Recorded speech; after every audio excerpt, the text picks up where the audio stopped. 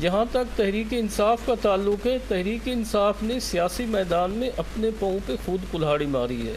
इमरान खान साहब को किसी ने गन पॉइंट पे नहीं कहा था कि पंजाब जैसा 13 करोड़ का सूबा आप बाजिद हो जाएं। उन्हें चौधरी समझाते रहे, चौधरी परवेज़ इलाही साहब, दीगर लीडरशिप, कि खान जी मेहरबानी करो, इसको चलने दें, अगर ये हुकूमत चली गई तो हम जेलों में होंगे।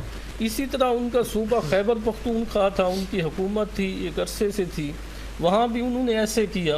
तो हमारे यहाँ एक अलमिया है हमारे मुल्क में, भुट्टो साहब पॉपुलर लीडर थे, वो जनरल ज़िया साहब को ले आए, उनका 7वां नंबर था। नतीजा क्या निकला, भुट्टो साहब भी गए, इक़्तिदार भी गया, पार्टी भी गई, और पीपल्स पार्टी को 11 साल बाद इक़्तिदार मिला 88 में। सही। इसी तरह बेनज़ीर भुट्टो साहब पॉपुलर लीडर थी, क्राउड पुलर थी, एक उनकी स्ट्रगल थी।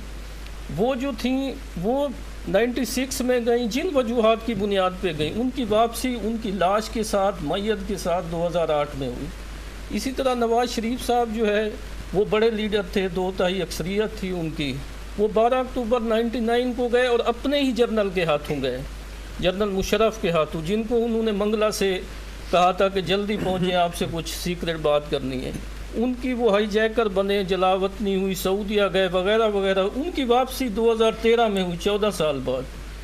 तो इमरान खान साहब या जो कहते हैं ना कि हम मायूस हैं, वो खान साहब से पूछें कि ये पार्टी इलेक्शन क्या एस्टेब्लिशमेंट ने करवाने थे, क्या ये इलेक्शन कमीशन ने करवाने थे, या आपने करवाने थे? मायूसी से मुराद मेरा इमरान खान या उनकी जमात नहीं, आम आवाम है, जिनके हाथ में इस वक्त जो सियासी जमातें हैं उनका मुस्तकबिल है कि किसको इक़्तिदार में लाना है, ये अब आवाम के पास पावर है। आवाम की मैं बात कर रही हूँ कि एक मायूसी तो उधर छाई हुई है ना, आप नहीं समझते आवाम मायूस नहीं है? मैं एग्री करूँ कि उसमें एक मखसूस उसके तबके की जो है ना वो बात की गई है, तमाम आवाम तो नहीं कह सकते, लेकिन एक मखसूस तबका है जिसके अंदर मायूसी है, और हर पॉलिटिकल पार्टी के साथ उसका ताल्लुक है। अगर अपनी बात मुकम्मल कर लूं ताकि ये अब मेरा पॉइंट दरमियान में ना रह जाए, तो बेसिक ये है कि ये मायूसी या इस तरह की ये पॉलिटिकल प्रोसेस है, दुनिया भर में पॉलिटिकल प्रोसेस होता है और इसी तरह का होता है। लोग उसमें लीडरशिप अमर्ज करती है, लीडरशिप की गलतियां एक्सपोज हुई हैं, वो नवाज शरीफ साहब की भी हो रही हैं कि उनकी पार्टी आपस में गुत्थम गुत्था है।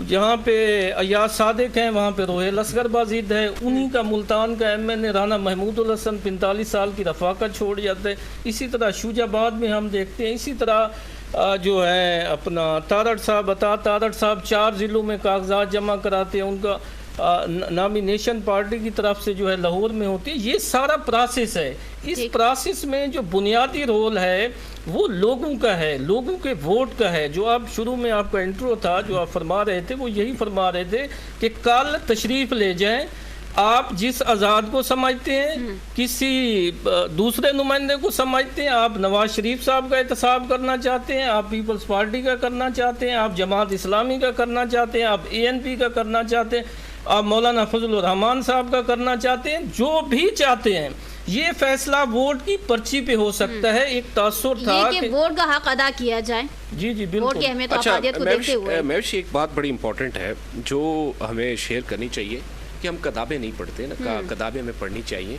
मार्केट्स में बहुत सारी किताबें, लेकिन एक किताबें वो भी हैं जो कि हमारे डॉक्टर साहब बड़े सीनियर आदमी हैं, जाहिद साहब भी हैं, अपना खिदर साहब भी हैं, नवीद और मैं, तो थोड़ी एज में फ़र्क होगा हमारी और आपकी एज में, लेकिन किताबें पढ़नी चाहिए। तो जिन लोगों ने साबका सियासी किताबें पढ़ ली ना, जिनमें उन्होंने किसी को उठाना भी दे